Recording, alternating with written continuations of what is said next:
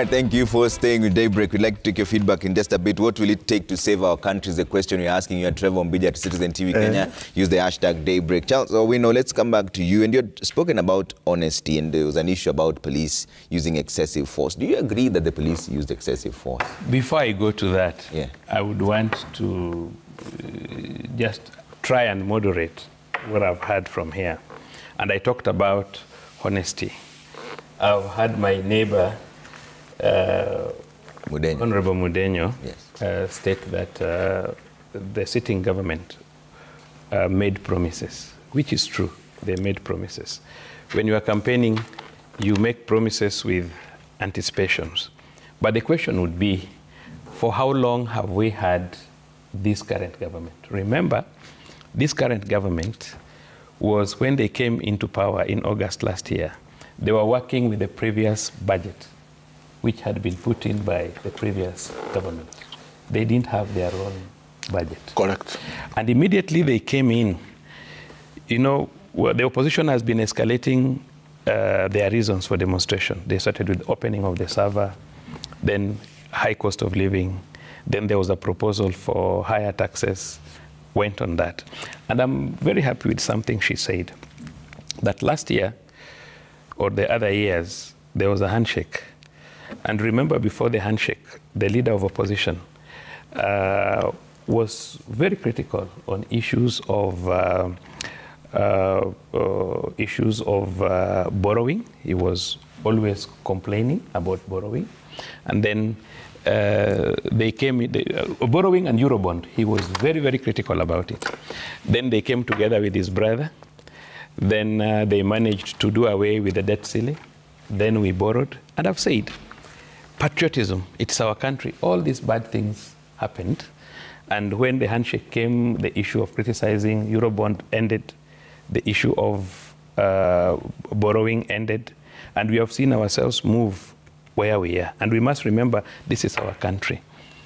I wanted to challenge Honorable Mudenyo that he made promises to Funyula people. And fortunately, this government, for the first time, released fully CDF money. Correct. And released fully money to the county government. Correct. That's not true. That's not true. That's true. All right.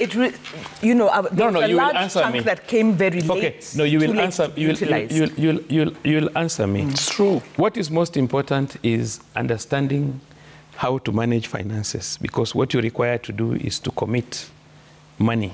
Once you commit money, that money cannot go back. And Mudenyo, I'm sure he has committed money. I've seen a bit of work in Funyula since you received money, because you are my neighbor. I go to Port Victoria every day to buy fish.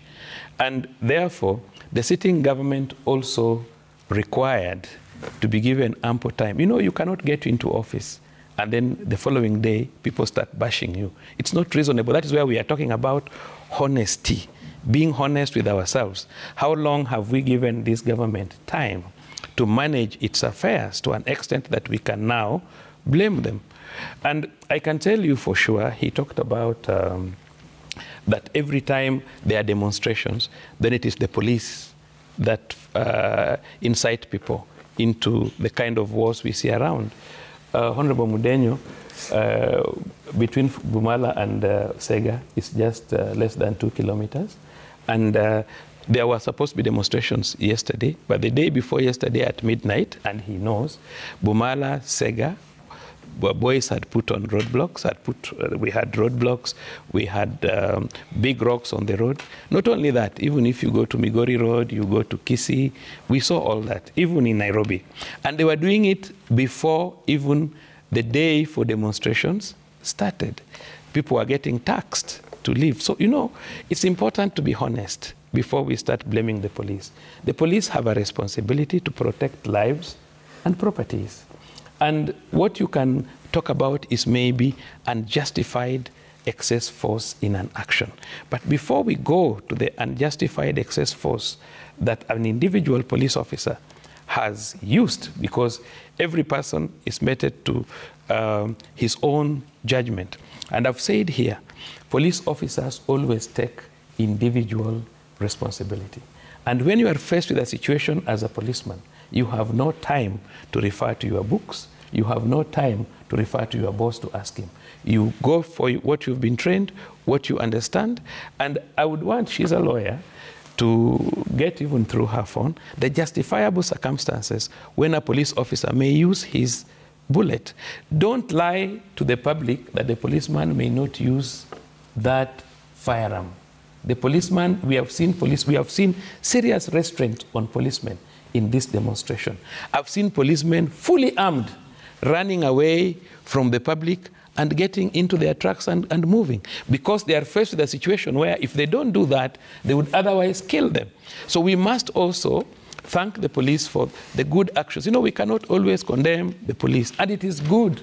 It's just like it's good to tell a young girl that if you play around with these old men, you will get sick or you will get pregnant. It's good to tell the truth. So if we don't tell the public that, yes, the police may use excessive force, which is wrong, and they will take individual responsibilities. And in this country, we have taken policemen to court. Some have even been sentenced to death. Some have even been sentenced to life imprisonment.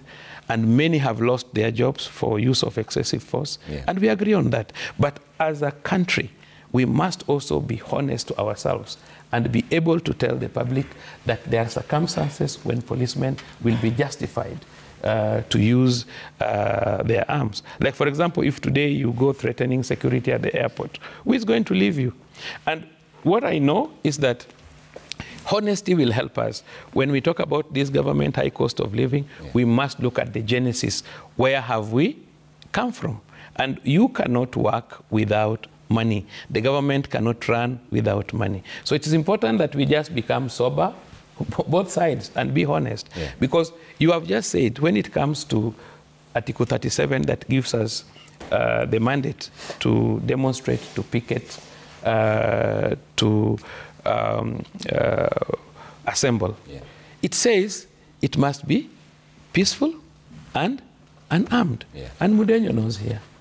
And none of them, as much as they are saying the police should come out to condemn the killings, none of these opposition leaders have come out to tell people, please don't block the roads. And I can tell you, if Baba tells his supporters, because you see, Baba is not ordinary, and that is the truth, that this gentleman has done a lot, but you cannot make a very nice bed, alafu nakuja unakojolea. He's done a good job in the past. But he must be able to control his people. If he does not control his people, because he's the one who has asked them to come out. The day they have not been asked to come out, they'll not come out. But he's the one asking them to come out. So he must take responsibility of the people he's asking to come out and demonstrate. And when he's asking them to come out and demonstrate, he must equally tell them, please, don't block the roads. Let the roads be passable. Yeah. We have the Public Order Act, which operationalizes the Article 37 of the Constitution to ensure that there is order, to ensure that you can notify the police. After notifying the police you will be able to tell police, we'll assemble in this place, we will walk to Kamkunji. The police will be able to give you security, will be able to give you all sorts of support. Agitate, it's allowed. Agitate, demonstrate. You even saw what happened with Malema in South Africa the other day. But they are not they are not demonstrating in all the roads. We have, Mudenyo may be wanting to bring his mother from Funyula in an ambulance or his uncle to hospital, and you find the road is closed. You will be prejudicing the rights of others.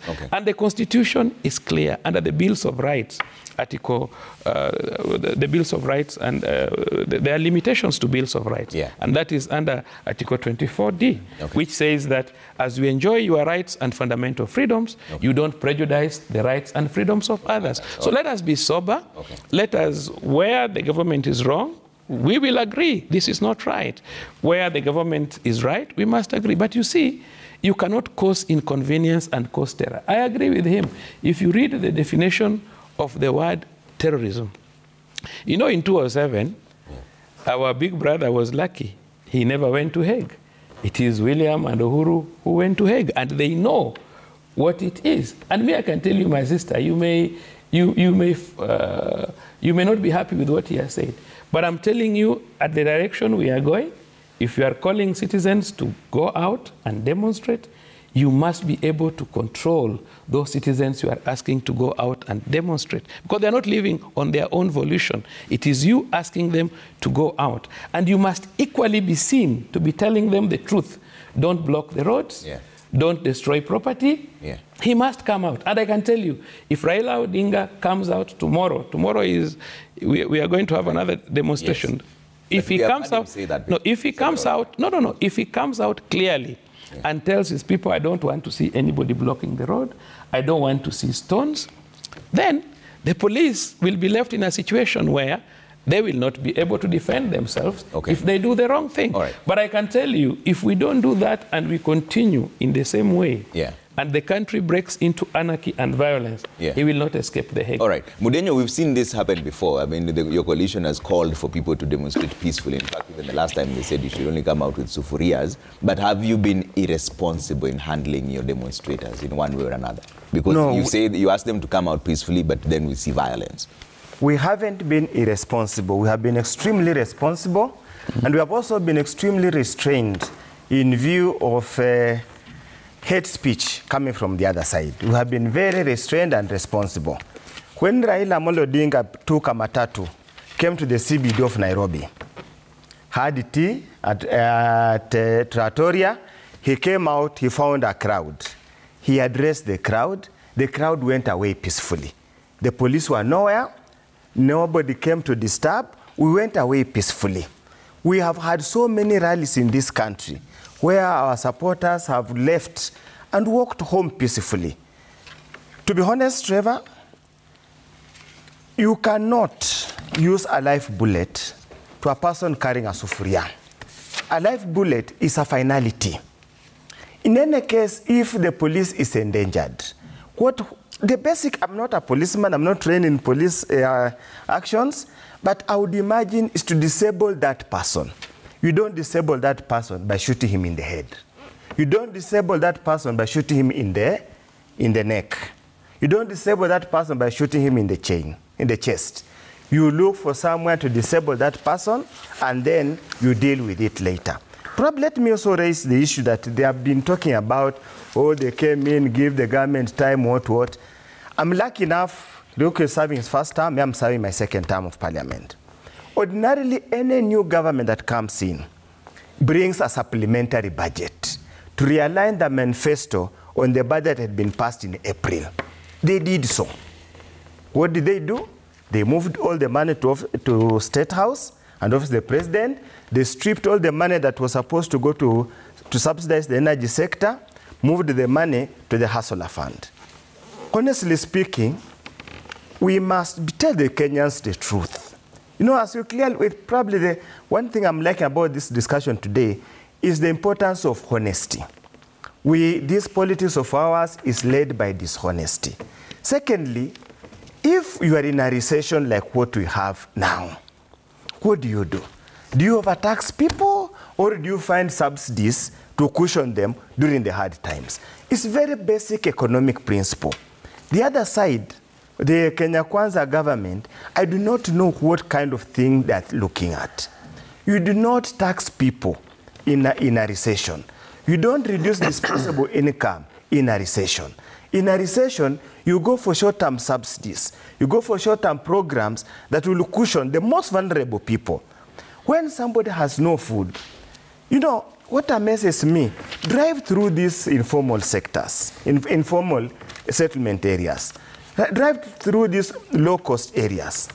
My friend, if you call for any meeting, even at 2 a.m., or even at 9 or 10 a.m., when people are supposed to be at work, you will find thousands and thousands. That indicates to you, Trevor, that 90% of people in this country or this Nairobi have no jobs.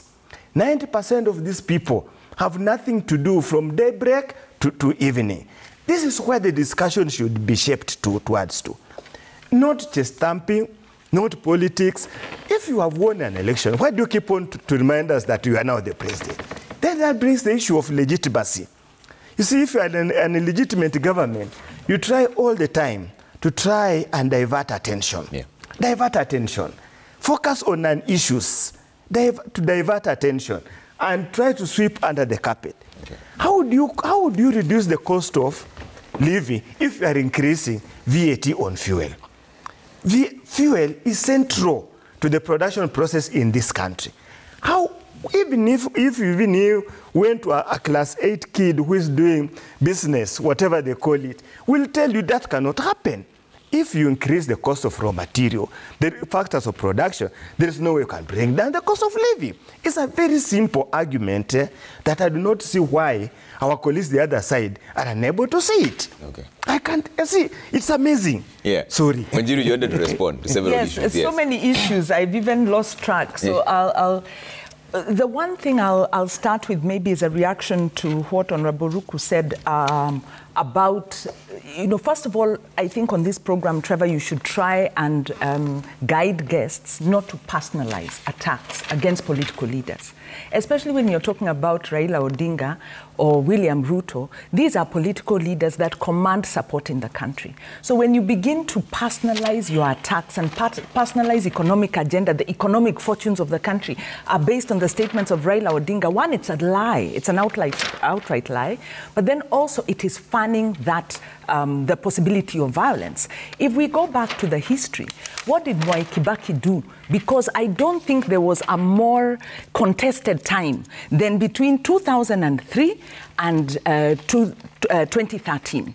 That was a very combative time. We used to have a lot of very tense politics. Mwai Kibaki implemented his agenda. He didn't keep getting distracted. What led up to the post-election violence, unfortunately, was lack of integrity of the elections.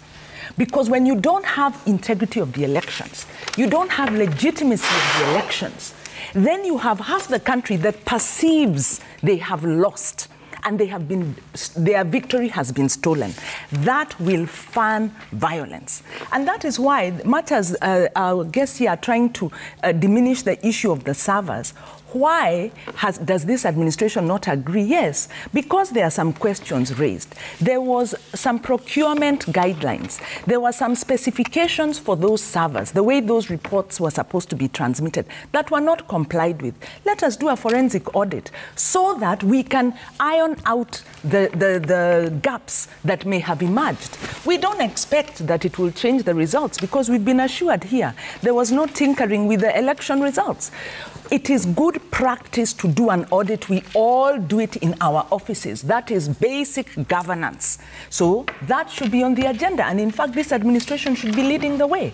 There's also an issue around the IBC, the appointments. This is a very fundamental issue because the weakest link in our democracy is our elections, electoral justice and the perceptions around that. So this government has a responsibility, learning from the past, and also in the interest of being Kenyan, to ensure that these processes are as inclusive as possible.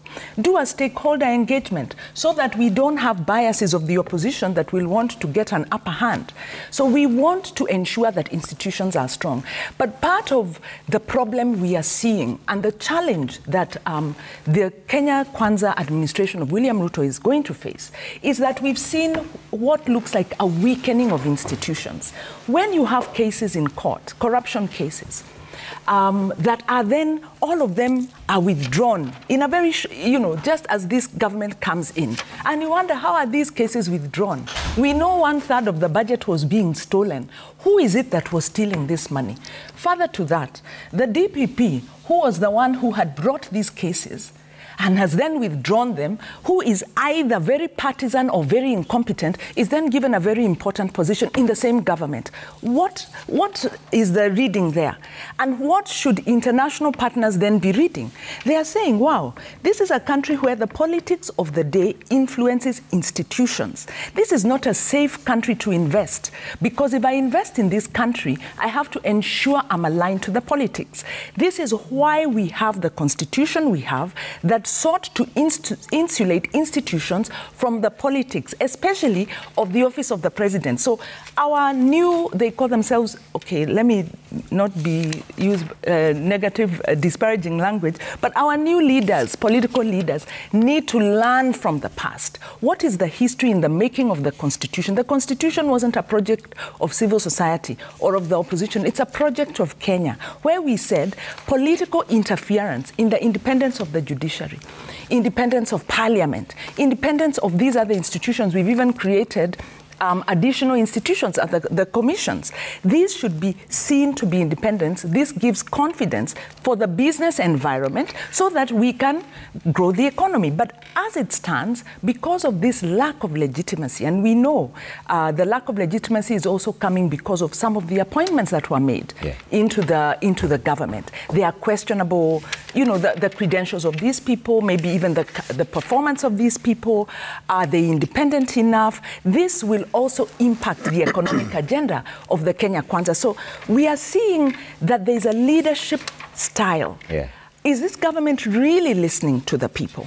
We saw that in the finance bill, government did not listen. Yeah. Why is government unable to listen?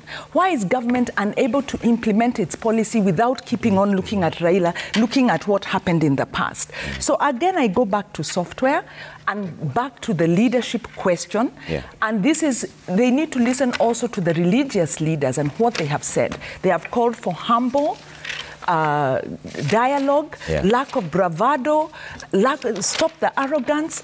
This is our country. It is suffering. The last point I'd like to make is this issue of political instigation of violence. This is, again, a history that is steeped in our politics. And we know it happens. And why does it happen? Because the institutions, especially police, the security institutions, look away. The institutions that are supposed to hold our political leaders accountable on both sides look away. Yeah. So there is a possibility, and Kenyans are very wary of this, that yes, some of these protesters have been politically instigated. Yeah. But that does not, again, deny the legitimate protesters who are angry, who are unhappy from protesting and enjoying the protection. And I'll ask again to Charles Owino, if the 5 protesters who were shot were children of our political leaders, what would be the language of the police? Because that is the language that should apply for all Kenyans. Let us stop this standard that we have where we treat the lives of Kenyans like maize as long as they are poor, because that is the language we have. Okay. Ruku, you know, there's one question that I need you to answer. The bishops are calling for engagement in dialogue. Do you agree with that position? Go down the tensions. Before I comment on the bishop, Trevor, it is important to note that, you know, we have to be sincere with ourselves and not to conveniently forget some issues when we are doing this kind of debate. If you remember, 2003 to 2007, we had a very divisive referendum of 2005, Banana and Orange, where Raila Odinga was on one side and Kibaki on another side. And it formed the basis of a very highly contested elections of 2007. And by the way, Trevor, in 2008 January, I was at Serena Talks. I was abandoned there by where I was working then. And we went through that process of ensuring this nation, there is that handshake between Raila Odinga and Kibaki and Raila becoming the prime minister. So it is important to be truthful. It is important to tell Kenyans that 2005, yes, there was a very heated referendum on Banana and Orange, where Kibaki and Raila were in 2 different camps. So coming to, and also when we are talking about having very cases getting thrown out of our courts, you know, we have independent bodies. Judiciary is one arm of government which is completely independent, just as the executive and government, and parliament. And if we have ineffective laws, At the moment, Trevor, you know, I have an amendment bill on Anti-Corruption Act. If I come here and tell Wajiro about that act, they will say, okay, you want to have corruption to make sure there's high levels of corruption in this country. But we are talking about ineffective laws which are not tackling the issues to do with corruption properly. Ineffective laws which cannot sustain a case process. Because a judge is there to follow evidence and to get proper definitions of the law. If we have an act of parliament which doesn't define some very critical terms used within that act of parliament, how do you expect that act of parliament to be able to sustain a successive prosecution of a case in courts? Yeah. So what we are saying is... But even your EACC itself is uncomfortable with it. Yeah. But it's I know. To help them. I know it is uncomfortable. It is not their business to make laws. It's the business of the parliament. Your law is supposed to help them. It's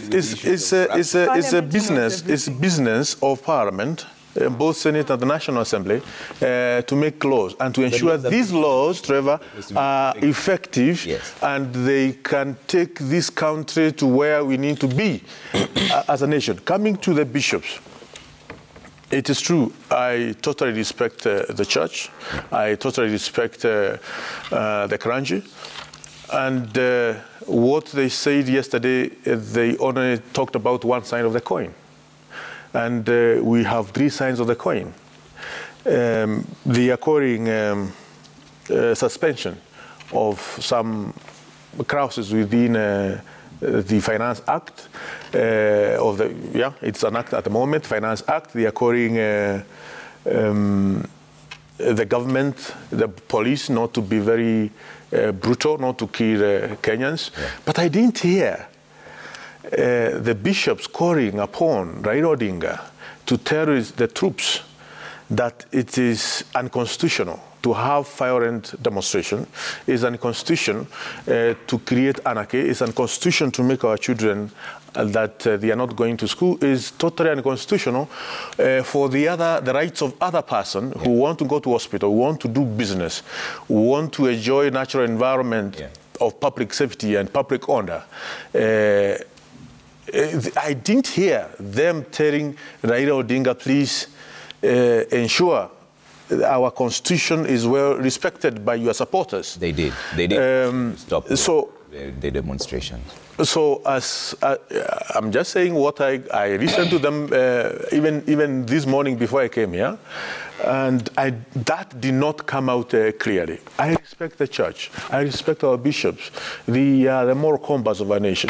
But it is important also to tell them, I hear them telling Raila and his team that please, you have done this business for so long. Okay. We have alternative ways of resolving our issues. Okay. Trevor, at the same time, I have this bill on demonstrations, picketing.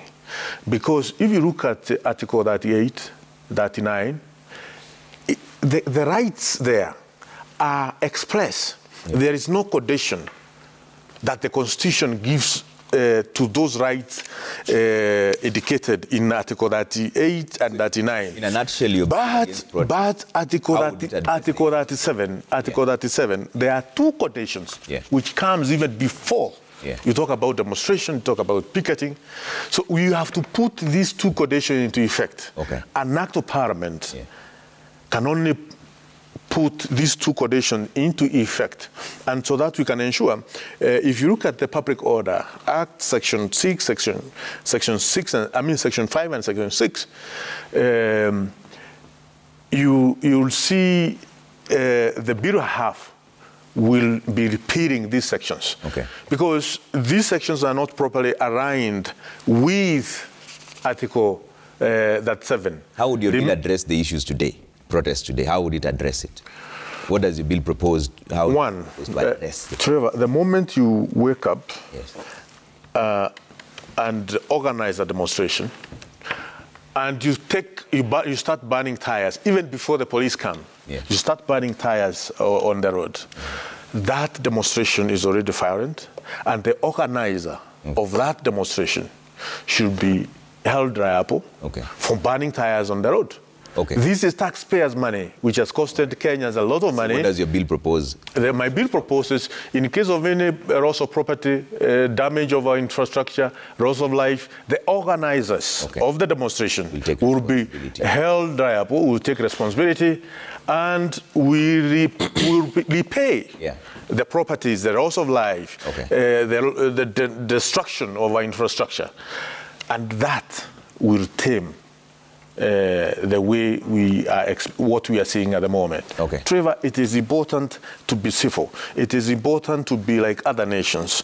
We have seen the State of Israel demonstrating, and they can demonstrate a month, but you not hear that so-and-so vehicle was banned. Okay. So-and-so was injured. The properties were lost. Why is it that we are experiencing the entire of Moi Avenue, Tomboya Street?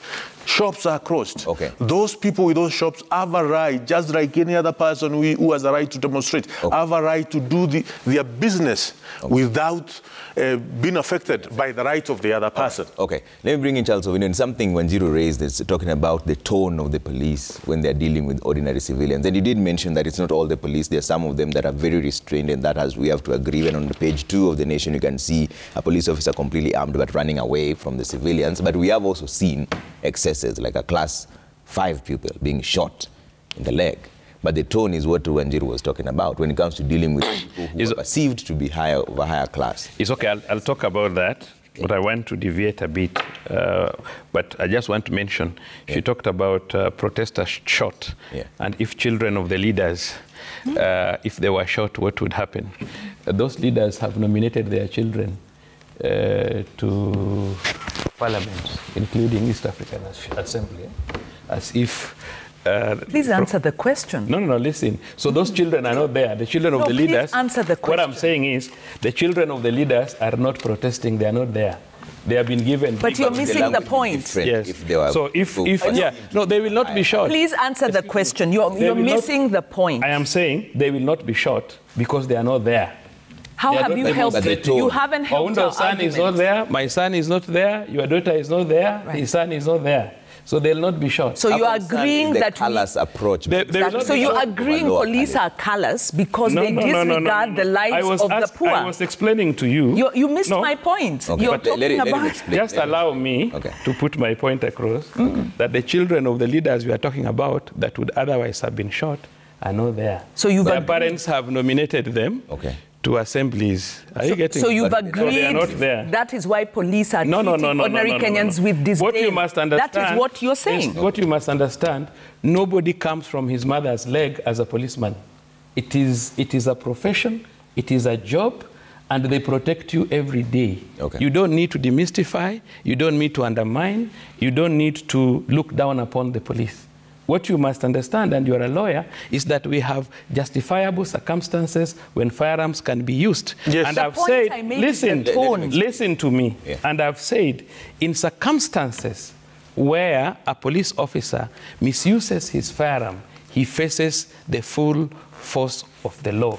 And we've done it throughout. But let's not... Can I ask, I gave you time to talk. Can I just ask a qualification? No, that is... Do you think the IG, if the IG explained, because the point I made is I don't know the circumstances under which those protesters were shot. Why are you running away from these children who have been nominated to assemblies by their fathers? I don't know those circumstances.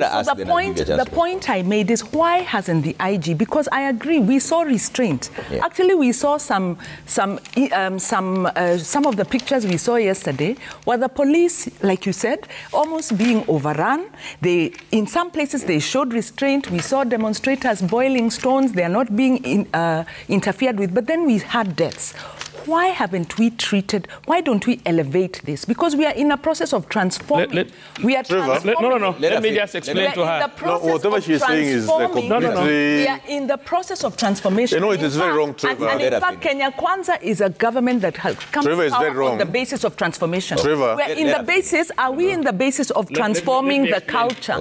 Why don't we elevate the life of every Kenyan so that they can give an assurance that Yesterday, our police showed restraint, and we urged the demonstrators equally to do the same. However, 5 lives were lost, and we have taken those on board. We are investigating. These are the actions we have taken. So instead of, we are saying posturing and hardline stances don't work for this country. We want to elevate ourselves to a better... Excuse me. Can I speak? Yes. What she's asking 2004, from the I just asked a straight question. 2004, 2008.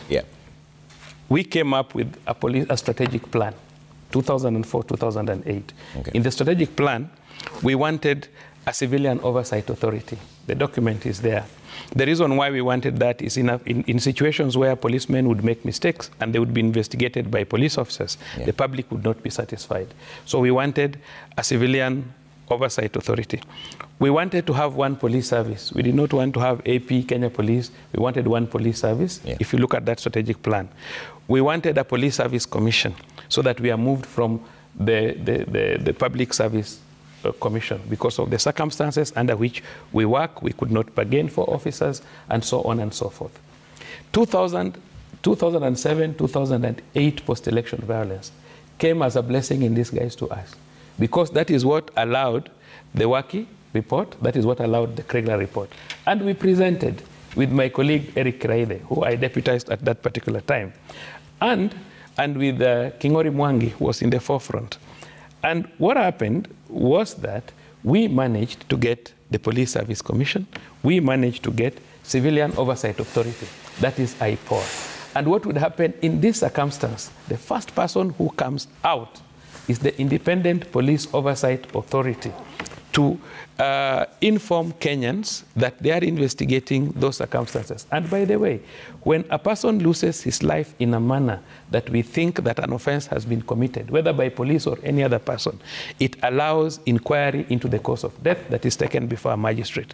But equally, IPOA is supposed to undertake this duty, and that is why it has been put in place. So if I have not heard from them, I don't know whether they have done something about it. But equally, the Inspector General cannot demoralize his officers that are working under very difficult circumstances, but has a responsibility to warn them. And in every briefing, because most of these actions taking place, they prepare an operations order. And officers are clearly warned, are clearly instructed, and I can assure you, any officer who committed an offense during this process will face the full force of the law. But I want to go back to other issues that were raised. The issue of cost of unga. Trevor, if you come to Nairobi, the reason why, allow me to mention tribes, Luos and lawyers are doing very well in elections here, is because we are the majority, especially in the slums. We have left our farms at home. I have my own brother son with 20 acres of land and has abandoned the 20 acres of land we are able to support and is looking for a job here. He's even got a job before and messed it up, and he's not. So every day you'll have to call me, uncle, I'm doing badly, give me 2,000, give me 1,000. We are very many here. What has happened is that the current government has urged people to farm. The current government has tried to bring subsidized fertilizer on time. They were a little bit late, and I'm sure for areas that are doing second season, they'll have fertilizers in time. Those who are doing tea, they are getting the subsidized fertilizers. And in my own county, the president visited us, and I was happy. My Governor Orengo, requested the president to support him in farming, and the president gave him 20 tractors. Those 20 tractors are still parked. We did not use them. I hope we are going to use them in the next season. And we have a very good harvest. As I speak to you today, my own farm I'm harvesting, and Oundo knows I'm a serious farmer. He also has tracts of land. I don't know that he's farming. Funyula is very fertile. And I can tell you that already now millet has come to 100 shillings in our local market. Maize has come to 150 shillings per gorogoro, and we have just started harvesting. It will come down. So I'll say, as much as we want to push the government on some of these issues, it is also important that even as leaders, I saw the president showing his farm, which was a very good motivation, that he's personally a melima, and he's going to harvest and contribute to the kitty. Our neighbors are not releasing maize. the government wanted to buy maize. Zambia is not releasing maize, South Africa is not releasing maize, Tanzania is not releasing maize, and therefore, even the maize that we wanted to come at a cheaper price to help us in supplying the millers did not even come, because the countries are also anticipating famine in their area. So the only solution to reduce the price of unga ni watu kwenda chini na kufanya ukulima. Okay. Ya pili, tunaongea juu ya IEBC. I can tell you, 2007-2008, we had the shared government. And that is what brought about the Constitution 2010. And in the process, the team for the Prime Minister then and the team for President Kibaki, they sat, and IEBC commissioners were duly selected, interviewed, and selected. And I hope you have read the book written by Hassan, the chairman of IEBC, who said he was even more supported by the former Prime Minister to get into that seat. But then come the 2013 elections, the Prime Minister lost his elections despite having an accepted IEBC. Last year, from 2019, we had a handshake, and last year they brought in 4 commissioners who are very favorable, and you even saw the way they reacted to the elections. We still lost. So sometimes it may not be, we have to reintrospect ourselves and say, why are we going wrong? Yeah. If you keep on losing, even when the condition is very favorable, because before people were saying it is the government. But in the last elections, the former Prime Minister was fully with the government to an extent that even campaigning in Luo Nyanza, if you are against, if you're not in ODM, was very difficult. You'd be harassed by the police.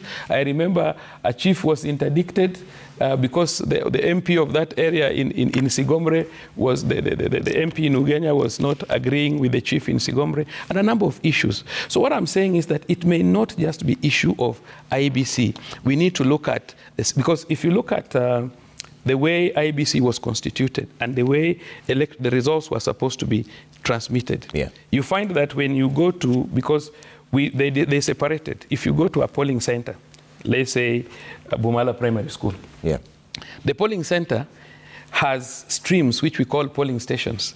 These polling stations have a maximum of 700 voters, every polling station. So every polling station gets from 34A. And what happens is that the returning officer at the polling station, once they have counted, he transmits the results to the tallying center at Bomas. And once he has transmitted the results, he carries the results with him to the constituency tallying center. And then they tally those results at the constituency. They announce the MCAs, they announce the MPs, where we don't have much problem with anybody, with the MCAs announced, with the MPs announced. Then the results are taken to the county tallying center, and the sub-constituency returning, the constituency returning officer drives all the way to Nairobi to Bomas. When he goes to Bomas, what happens is that he comes with all copies of Form 34A. At that time, we expect that the agents of every candidate was allowed at the polling station to take a copy of Form 34A. So the returning officer for every presidential candidate has his agent at Bomas. So you come, they check on your Form 34A, which you transmitted, vis-a-vis what is in the portal. And that portal is what forms the server. So once they have checked and they have confirmed, that is when now you see the commissioners come out and say, this constituency, got this. Presidential candidate so-and-so got this so-and-so got this. So by the time we are telling the final result, if a presidential candidate is organized, he will be able at that point to know where he has missed it, where maybe his result has been changed, and so on and so forth. So what I'm asking my sister is, the president has no authority to open the server as an individual. He does not have, just a minute, let me finish. No, let me finish. Number one. You have taken enough time. Let me just finish. Number one, you find that at the time when the results are announced and people go to Supreme Court, there are prayers that are made there. And in the process, even in this case, the portals were checked, the servers were checked, and whatever was checked. But now, an individual can go to court and compel IBC to open the servers. Okay. If you get those kind of orders, the president will not have any reason Please All right. don't stop. mislead Yes. Kenyans. Yes. Please Trevor. don't No, mislead you- Kenyans Trevor, on national. Trevor. Let's hear what Mudenyo has to say first. There's an order in speaking. Yes, Mudenyo. Thanks a lot, Mr. Weno, for explaining. And the genesis of our 8 million vote that we are talking about is arising from the collected results that we took at the polling stations and the constituency level. Trevor, it is not the first time that IBC has refused to comply with the Supreme Court orders. In the previous election, they made an order, they opened the server. They gave us stories, how France, the time differences, those kind of things. Last election in 2022, again, the Supreme Court asked for the server to be given. Whatever were those people who are in charge, said this intellectual property, we cannot share with you because we run elections in other places. Is that opaqueness of the election process that is normally the genesis of the bad blood? And as we clearly say, we have said, let's resolve these issues. Let's resolve these issues in such a way the entire election process does not start and end on the voting day. It starts much, much, much earlier. The preparation, all the process. Again, you find the chairman had given himself the duty of the returning officer. The Supreme Court has made it very clear. The chairman cannot become the returning officer of the presidential election because it's a collective responsibility of the commission. All that we are asking is that probably in going forward, we need to have a system in place of ensuring there is a post-election audit of the entire process so that it informs preparation going forward. Trevor, see this argument about agents and the rest, does not make sense. You see it for an exam by the Kenya National Examination Council. Do you send an agent to witness the marking of the exams? You don't. And the exams, generally the results are generally accepted and we never go wrong most of the time. Except the case of exam cheating that happens in some parts of this country, we wouldn't go there. So why can't the Electoral Commission build that kind of amount of confidence, that amount of trust, so that I as a candidate, I do not need to send an agent. Okay. Whatever they announce must be such that even if it's subjected to an audit, post-election audit, it can stand the scrutiny of time. That's why we are saying this process of constituting the commission must be as inclusive as possible. A referee who is already biased can never achieve, the match will not end. Okay. If you are already biased, even the process of appointing that referee, if it's already skewed towards one side, we're just courting another disaster in the coming. Okay. So let's just be very honest with each other. Honesty. Let's talk to each other. Right. And then secondly, on that matter, this politics of lies during the campaign, politics of over-promises during the campaign, we must call politicians to order. Okay.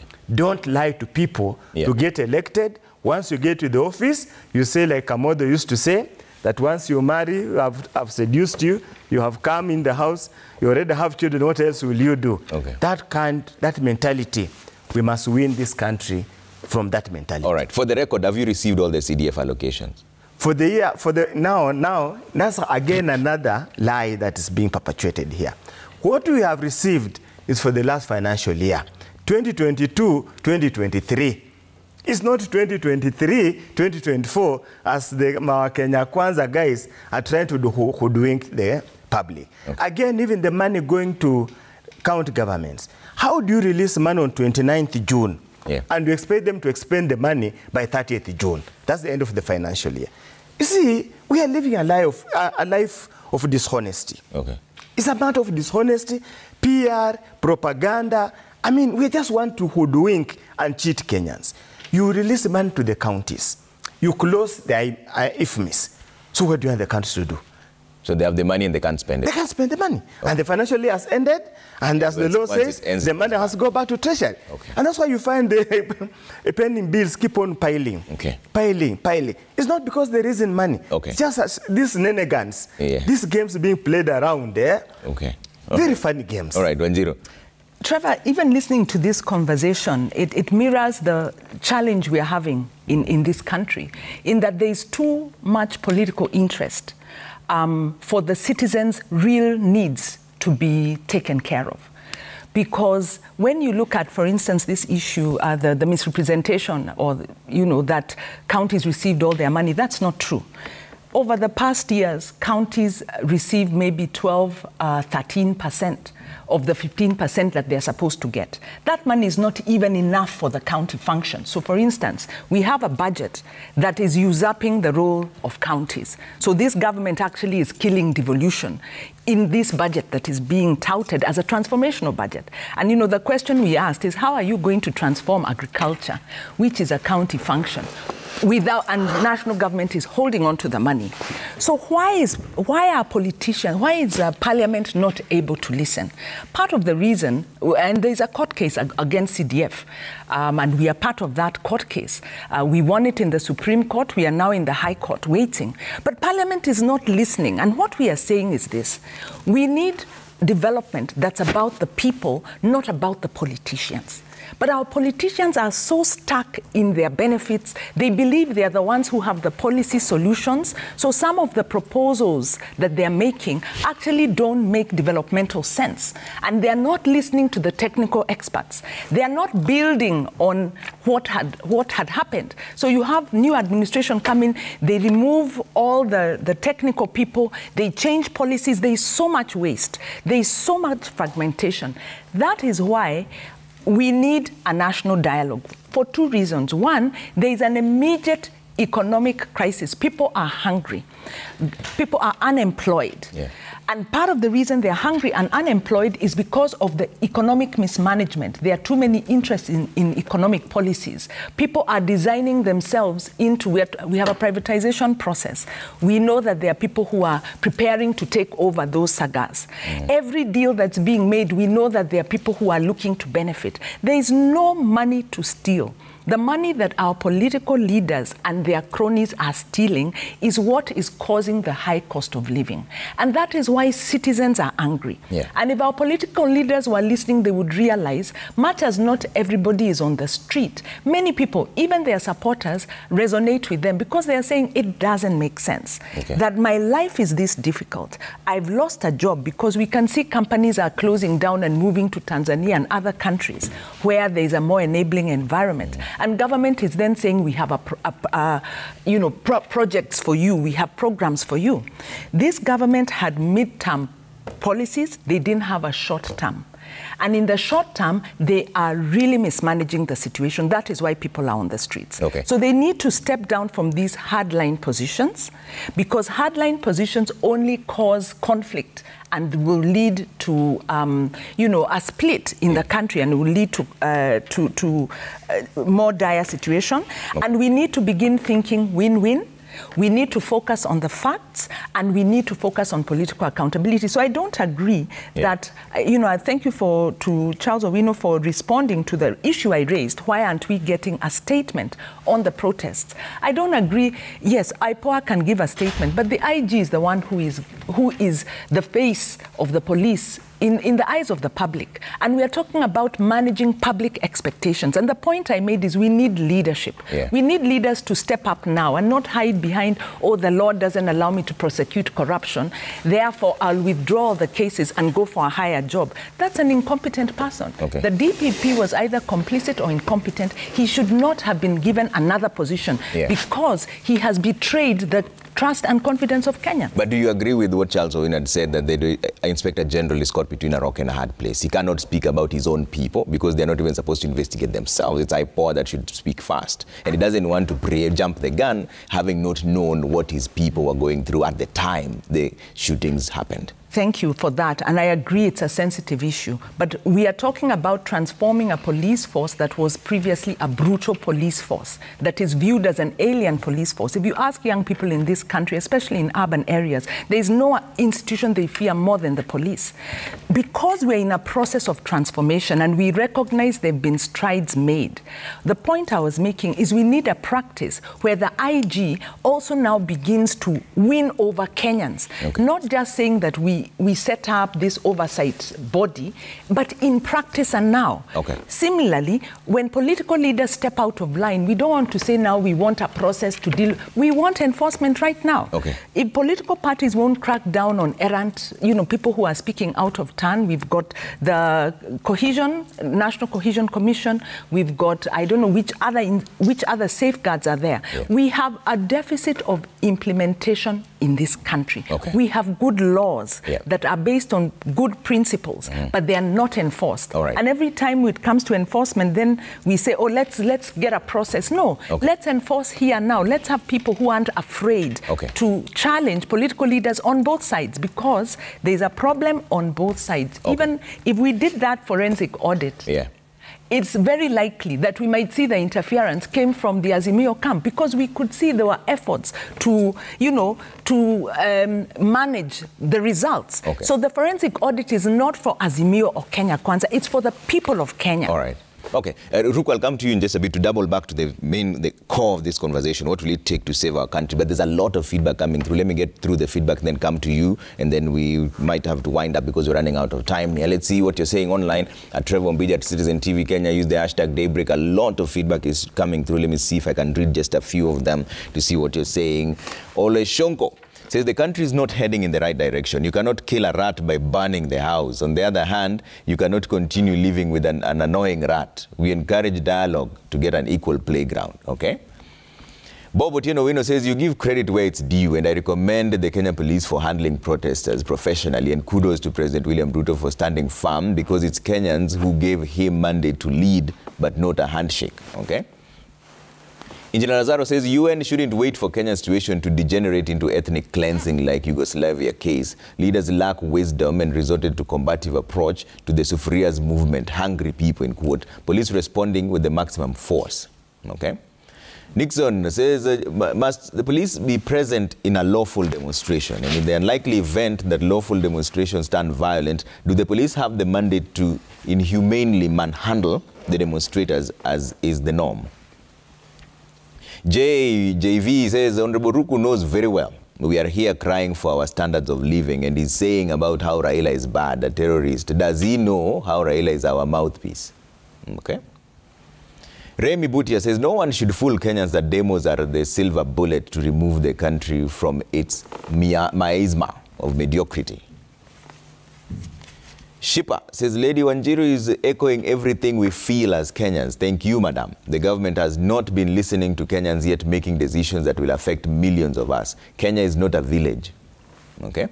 Brian says the opposition should shift its focus from street protests to use legal and political avenues. Let Azimio pursue legal challenges, file lawsuits, or seek support from international organizations to put pressure on the government. Kipto Ruto says our country will be safe if the opposition behaves. They should call off the ongoing demonstrations and use the provided channels to raise their issues. The government has already begun to work on the cost of living, and some of the decisions made are tough. Brian Chemwa says the opposition should shift its focus from street protests to use legal and political avenues. Let Azimio pursue legal challenges, file lawsuits, or seek support from international organizations. Okay, I think we read that one earlier on. Okelo Mwalimu says ongoing protests are either impactful or disastrous, depending on lenses through which you view them. For instance, through Charles' lenses, protests are unlawful. However, if he had been elected as a Siaya governor, he'd be leading protests there by now. Okay. Ken Nyaminde says the problem comes in when a leader is asked to comment on where we are as a nation, and the first word that comes out of his mouth is Raila Odinga. You are in government. Give us solutions. Baba Ivy says the irony of politics is that your opponents will never show you the right way. That will always be his tool for unseating you. Government must stop blaming opposition for not giving solutions to existing problems. Listen to the people. Mugire Jasper says a government is like a home. When things get elephant, the father doesn't insist on building a mansion and buying a car while kids have no food or fees. At least let the fuel be 8%. Okay.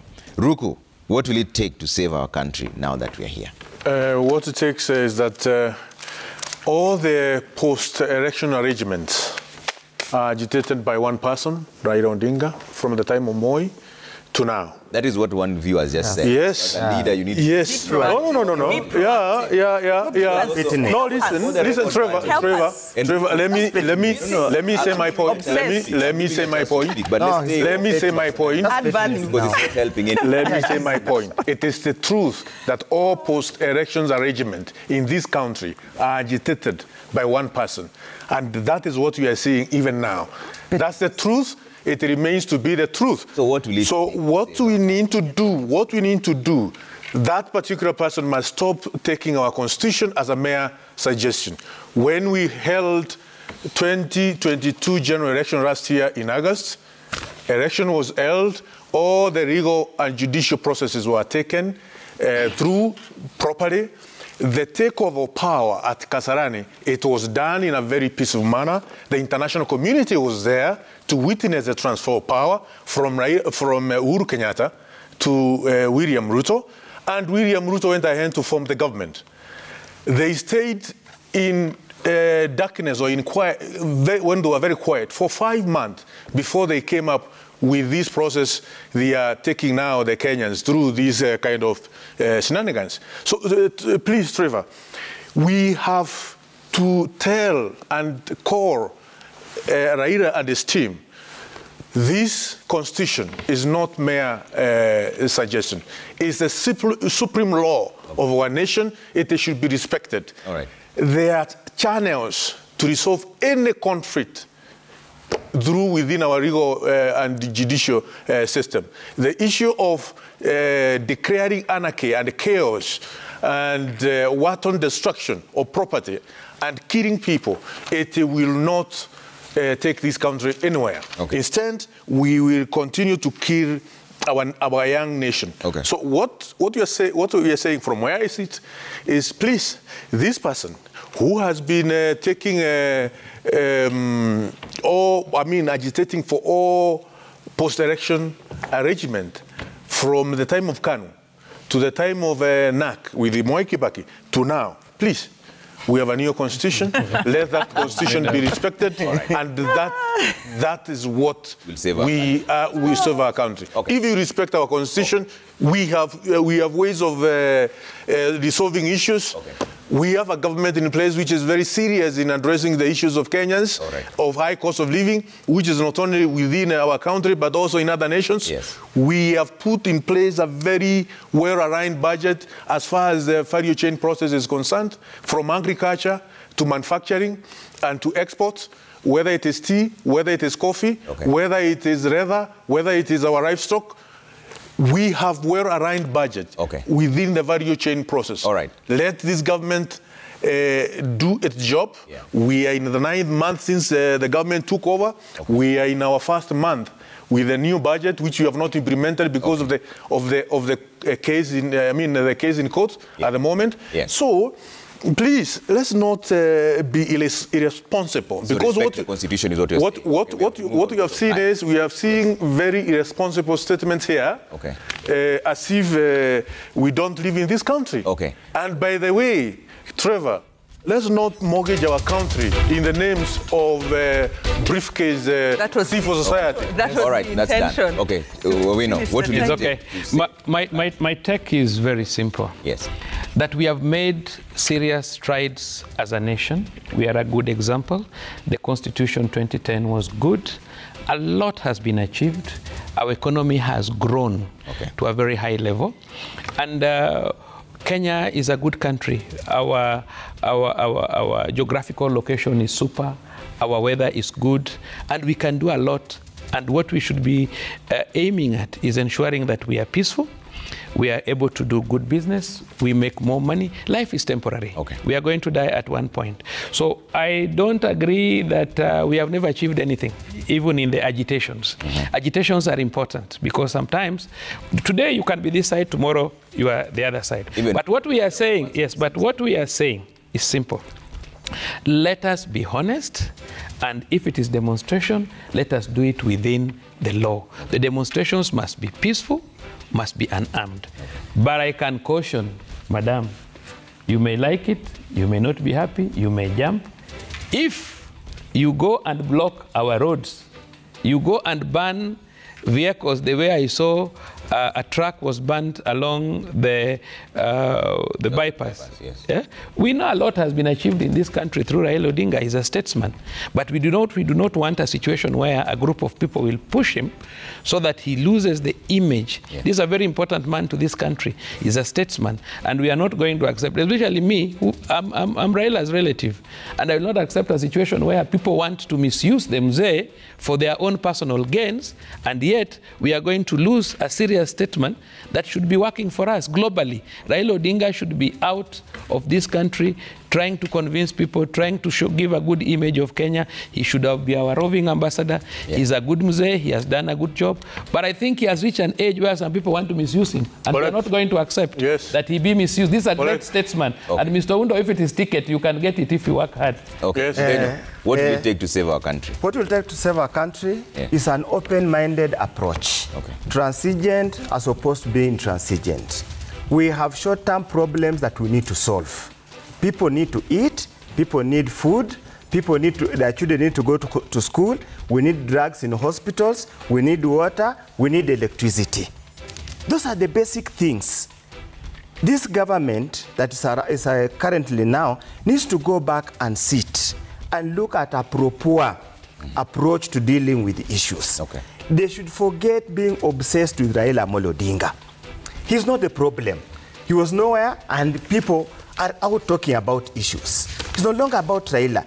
You see, once they get obsessed about Raila, they're not going to solve the immediate problems we have here. Okay. They're going to train all their efforts, all their resources towards fighting the wrong problem and leaving the problem intact. Okay.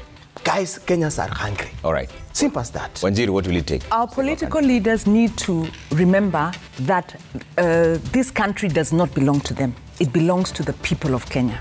And the people of Kenya have spoken to them.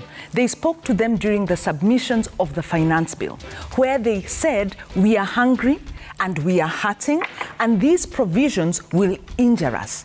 The governments then ignored those submissions.